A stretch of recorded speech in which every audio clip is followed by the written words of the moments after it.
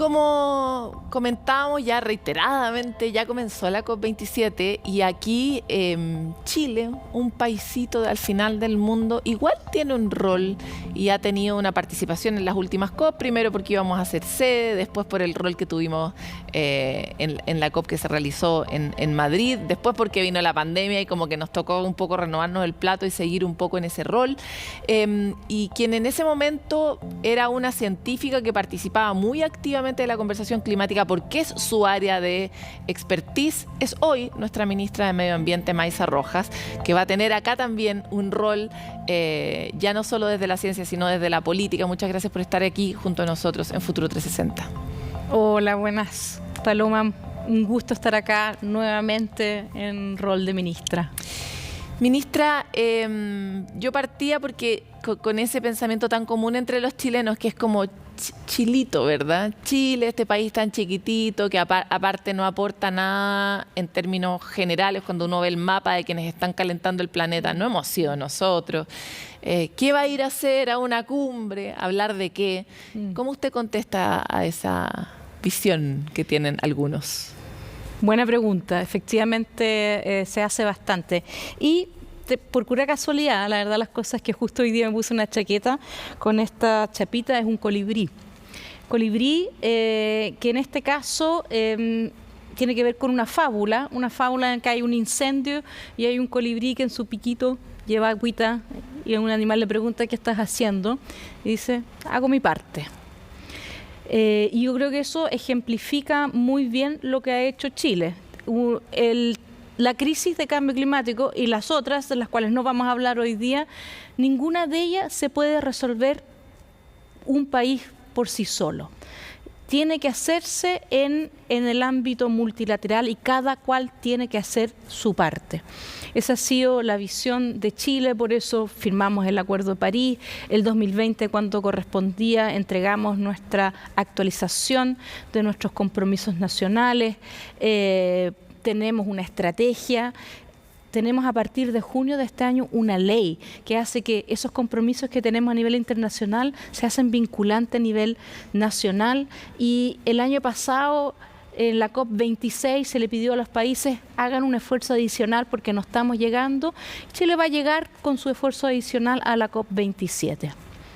Es bien interesante lo que plantea de la promulgación de la ley marco de cambio climático y de que el hecho de que haga las cosas vinculantes, porque lamentablemente en Chile las cosas que no son vinculantes son declaraciones, ¿no?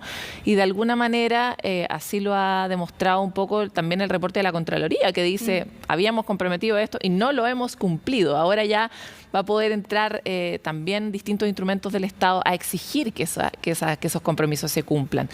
Desde ese punto de vista, ministra, le toca a este gobierno una tarea cuesta arriba, que es, por un lado, cumplir lo que no se ha cumplido hasta ahora, por otro lado, cumplir lo que se va a comprometer ahora, que es un poco más, en un escenario muy, muy adverso, que es de una crisis económica, de una crisis social que de alguna forma todavía se extiende.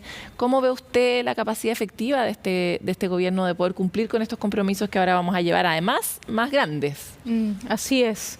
Yo creo que lo que hay que entender, y quizás en ese sentido es bueno tener una ministra de Medio Ambiente que sea científica y sabe muy profundamente el nivel de la urgencia.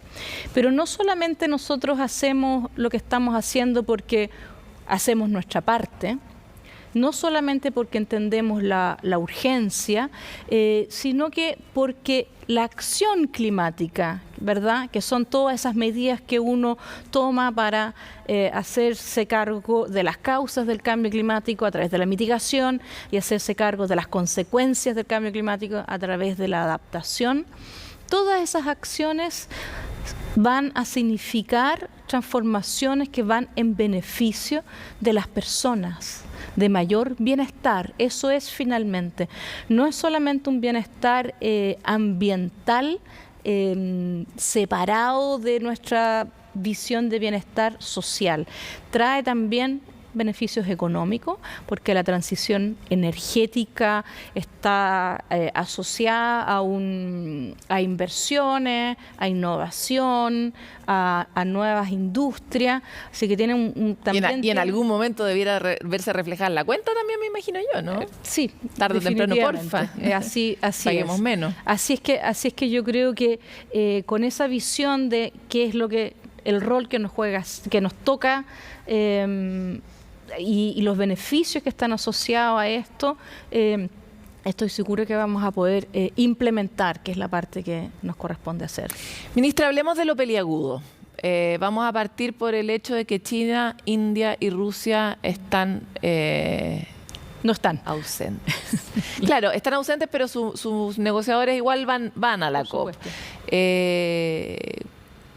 ¿Qué es esta señal en este momento? Es que es indignante, ¿no? Efectivamente,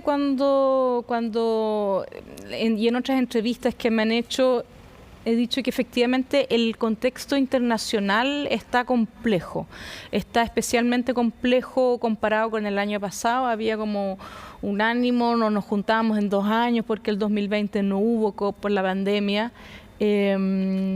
Y se lograron hartos acuerdos importantes, etcétera.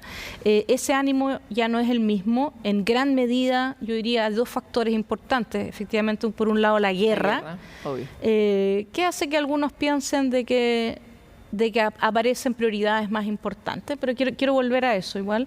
Y porque los 2 países que más emiten gases de efecto invernadero hoy en día, Estados Unidos y China, no están en buenas relaciones. Y eso definitivamente también dificulta que se puedan tomar más decisiones. Pero ya, entonces efectivamente hay un tema de estado de ánimo y de dificultades concretas geopolíticas internacionales que hacen que los avances sean menores. La urgencia simplemente se está acrecentando, pero hay 2 buenas noticias, además de las que vamos a llevar desde Chile, y a ver si tenemos un minuto para hablar de eso. Por un lado, Estados Unidos hace 2 meses atrás, creo que fue, se comprometió con un paquete de inversión gigantesco, el más grande que ha tenido en su historia para enfrentar el cambio climático. No, y lo logró con mucha dificultad, pero lo logró. Pero ahí está, sí. Por los próximos, no sé, 6, 8 años, siendo una economía tan grande, esto va a tener una repercusión. Enorme impacto en todo, sí, claro. Entonces, eso es una muy buena noticia, es una muy buena noticia después de que Estados Unidos estuvo ausente 4 años, ¿ya? Y lo otro, y esto apareció ayer, hoy día, la noticia, y es que dado que Europa está sufriendo las consecuencias de no contar con gas y tenían una dependencia muy fuerte de gas, hay que pensar de que esta es una guerra fósil finalmente. Es también una guerra, como las fueron muchas durante el siglo XX. Aclaremos eso porque sí. No todo el mundo sabe, Rusia es un gran productor de combustibles fósiles, principalmente gas, y también aquí hay de alguna forma apoyos cruzados con otros combustibles fósiles que también están de alguna forma beneficiándose de que la guerra se esté dando. Ya hemos visto el impacto que esto ha tenido, por ejemplo, en el precio de la benzina. Entonces, en el fondo, todos los fósiles, los dinosaurios de los combustibles, están hoy día muy beneficiados por lo que está ocurriendo, pero también ojalá sea la última de estas guerras, ¿no? Exactamente, que esta sea la última guerra fósil, la última guerra de los resabios de un desarrollo del siglo XX y que con esto realmente nos liberemos. Porque ¿qué le pasó a Europa en particular? Es que, bueno, se dieron cuenta que esta dependencia los hacía muy vulnerables y tienen un alto nivel de vulnerabilidad. Pero en un informe que apareció hace muy poco, se deja claro que la modelación indica de que vamos a tener peak, es decir, a ver, llevamos como 100 años en que nuestras emisiones de carbón, de petróleo, de gas están aumentando, pero al 2050 tenemos que llegar a 0, al 2030 en 7 años más, 8 años más, tenemos que estar como en la mitad. Pero entonces eso significa que en algún momento tengo que llegar al pic, ¿verdad? Tengo que llegar al máximo y después tengo que bajar. Todos estos combustibles, las modelaciones nos están indicando van a llegar a un peak máximo al 2025 y de ahí van a bajar. ¿Va a ser suficientemente rápida la bajada? No lo sabemos todavía, pero hasta ahora nunca habíamos visto que la modelación, sin la intención, ¿ya? Sin que alguien Estos diga datos, esto no es, lo que... claro, no es lo que tenemos que hacer, es lo que los combustibles muestran en su desarrollo. Exactamente, por las decisiones que se están tomando, por las decisiones que Europa está tomando de realmente acelerar la transición energética producto de esta guerra. Entonces estamos viendo señales de que esta guerra está produciendo también esa aceleración y quizás era lo que en esta crisis el estertor del sistema. Sí. Antes de morir. Ojalá sea así, ministra, porque harta desesperanza rodea a la COP. Y en parte también porque hablábamos de la ausencia de China. China es realmente el elefante en la habitación, porque por un lado es un elefante, o sea, emite como condenado. Se suponía que iba a dejar de construir centrales a carbón, las pailas. Sabemos que ha construido muchísimas, en particular desde la pandemia en adelante. Sabemos que va a seguir aumentando. Es uno de los países que ha comprometido su carbono neutralidad más lejos, además.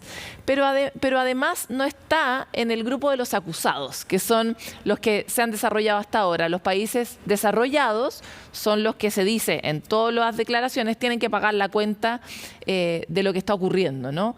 Y China no es un país desarrollado. Así es. Es que recordemos que en la Convención Marco de Cambio Climático hay un principio rector que es de responsabilidades compartidas, pero diferenciadas. Y en eso, cuando decimos, con el énfasis en diferenciadas, es algunos tienen más responsabilidad que otros. Y porque, en particular, el CO2 permanece en la atmósfera por muchos años, por 100 años y más, es que los países que hoy en día están desarrollados, porque llevan 200 años quemando combustibles fósiles, son los que tienen una responsabilidad histórica. Entonces, cuando miramos la responsabilidad histórica, efectivamente China no es responsable o es menos responsable, pero cuando miramos la foto de hoy... El aporte específico sí tiene un pedazo de responsabilidad. Sí, no, cuando miramos el aporte hoy en día, la foto de hoy, ¿quién es responsable? Es China y después Estados Unidos. Entonces, efectivamente, China se escuda detrás de eso y dice, bueno, si los países que tienen más responsabilidad van a ser carbono neutral al 2050, que yo lo haga 10 años después, es fantástico. Indica mi compromiso. Bueno, está difícil lo de China porque aparte políticamente uno no ve que eso vaya a mejorar, ¿verdad? Se ve como un entuerto del que no se va a salir. Es un sistema que además se está volviendo cada vez más autoritario, que está teniendo cada vez menos posibilidades de diálogo, que cada vez sienta menos mujeres en esas conversaciones. O sea, para todos los indicadores dicen que van en el mismo sentido que los combustibles fósiles. Pero vamos a avanzar hacia la participación de Chile. Chile tiene un rol bien protagónico. Este año es un año en el que podríamos decir el principal tema es quién va a pagar la cuenta, el financiamiento de cómo vamos a resolver los problemas que hemos generado hasta ahora y quién va a pagar por esa resolución, ¿verdad? Ahí poder cobrar esa cuenta a los países desarrollados que está tan pendiente. Pero hay un foco muy específico de entender que esa cuenta está llena de los impactos que tiene el cambio climático. Cuéntenos un poco de qué va a ir esta mesa que Chile va a protagonizar sobre pérdidas y daños. Efectivamente, el término pérdidas y daños se refiere a los impactos actuales y futuros que está teniendo el cambio climático y que producen pérdidas, ¿verdad? Porque cuando hablamos de los impactos del cambio climático, estamos hablando muchas veces de eventos meteorológicos extremos, ¿ya? Olas de calor que hace que muera gente, olas de calor que disminuye la productividad de los alimentos, por ejemplo. También yo estaba pensando incluso de las personas y el país, claro. En los trabajos, por ejemplo, construcción o agricultura, que son trabajos que se tienen que hacer al aire libre con el nivel de olas de calor que se están teniendo, disminuye. Eso es una pérdida económica en este caso, ¿verdad? O un daño económico. el aumento del nivel del mar, que hace que desaparezcan territorios. Esa es una pérdida que es irreversible. Claro. ¿Ya? Y es una pérdida. ¿Cuánto vale la pérdida de un país? Exactamente. Esa es una pregunta, me parece. Entonces, ¿no? a todo esto se refiere esta agenda de pérdidas y daños. Efectivamente, es más que conmovedora, porque no estamos hablando de pérdidas, hablamos de pérdidas económicas, humanas, de cultura, de territorio. Se extingue, claro, se extingue es una agenda también muy emocional, y es una agenda que históricamente han llevado en particular los pequeños estados islas, que efectivamente ellos desde la COP15 ya están viendo han estado pidiendo de que limitemos el calentamiento a 1,5 grados, no a 2 grados, porque con 2 grados nosotros desaparecemos. Ya ellos han sido como los más ambiciosos en eso, y ahora también necesitan que esas pérdidas y esos daños no son del futuro, sino que son hoy en día, y ponen en jaque mate el desarrollo finalmente, porque cuando un lugar es azotado año tras año por un huracán, que están siendo más intensos por el cambio climático, no hay tiempo para planificar, no hay tiempo para adaptarse al cambio climático, no hay tiempo de hacer una transición energética que requiere muchas cosas, porque hay que estar pensando en reconstruir todo el tiempo. Entonces ellos están exigiendo que necesitamos sentarnos a la mesa a ver quién financia las pérdidas y los daños que estamos sufriendo hoy. Entre 198 partes eligen a Chile para que lidere esta conversación. Bueno, no sé. Nos pidieron. Pero tiene un sentido Chile, geopolítico también, ¿no? Bueno, nos pidieron a Chile y Alemania. Efectivamente, en Naciones Unidas siempre es un país desarrollado y uno en desarrollo. Fíjate que la responsable de cambio climático alemana hasta hace poco era la presidenta de Greenpeace. Así que ella viene también con un perfil bien especial, viene más bien del activismo, es alguien que conoce este mundo hace muchos años, pero que ahora tiene un rol oficial en el gobierno alemán. Lo planteo, ministra, porque Chile, sabemos, es un país que, tal vez no como las islas, pero sí como Chile, tiene enormes impactos del cambio climático. De los criterios, nosotros cumplimos 9 7 de los 9 criterios. 7 de los 9 es mucho, ¿no? Sí. Entonces, desde ese punto de vista, hay una experiencia en pérdidas y en daños que tal vez es un buen elemento de conversación ahí en la mesa. Sí, pero también Chile ha históricamente, yo diría, que jugado un rol de puente. Y cuando a uno lo invitan a facilitar, ese es el rol que uno tiene que jugar. Tratar de ser un puente, de escuchar posturas que vienen muy divergentes. Y ese va a ser el rol que Jennifer y yo vamos a hacer. De hecho ya llevamos como 2 meses trabajando, porque la verdad las cosas es que la primera tarea ya tenemos un check. Yo estoy muy contenta de eso, que no era obvio, y es que el día domingo se adopta la agenda, ¿ya? Cuando uno entra a una reunión, uno dice, bueno, esta es la agenda, de esto vamos a conversar. Y no era nada de obvio hace un par de meses atrás que los países desarrollados estuviesen disponibles de sentarse a la mesa a discutir sobre eso. Y se logró, se logró ese... Ministra, me quedan 2 minutos y voy a hacerle una pregunta de 1 minuto cada una. O sea, para que me la conteste lo más corto posible cada una, pero una tiene que ver con cuál es esta particularidad de que hoy día exista cierta sintonía, no solo entre los ministerios de Medio Ambiente, sino también en los de Economía, que es algo que usted ha destacado en distintas entrevistas, porque eso es bueno y es importante. Es muy importante y es bueno, por lo tanto, porque enfrentar el cambio climático es un tema transversal de la sociedad completa y entonces, por lo tanto, definitivamente del gobierno completo. La Ley Marco de Cambio Climático, de hecho, está firmada por 17 ministerios que tienen responsabilidades y atribuciones hoy en día. Así que es muy importante de que podamos trabajar en conjunto, y el hecho de que además nos llevemos bien los ministros demuestra... Y yo diría que demuestra de que medio ambiente se está viendo como en el centro del desarrollo del país. El desarrollo sustentable con un cuidado medioambiental está en el centro de cómo Chile piensa desarrollarse en los próximos 10, 20, 30 años. Ministra, y en relación a potenciales anuncios, sabemos que usted allá va a tener que... ¿Algún adelantito que nos quiera dar aquí en Futuro 360 sobre cosas importantes que vienen? Bueno, como te decía, hay varios anuncios, pero hay 2 o 3 que son formales, de hecho, que se los vamos a presentar a la convención, y es que el año pasado se le pidió a los países hagan un esfuerzo adicional.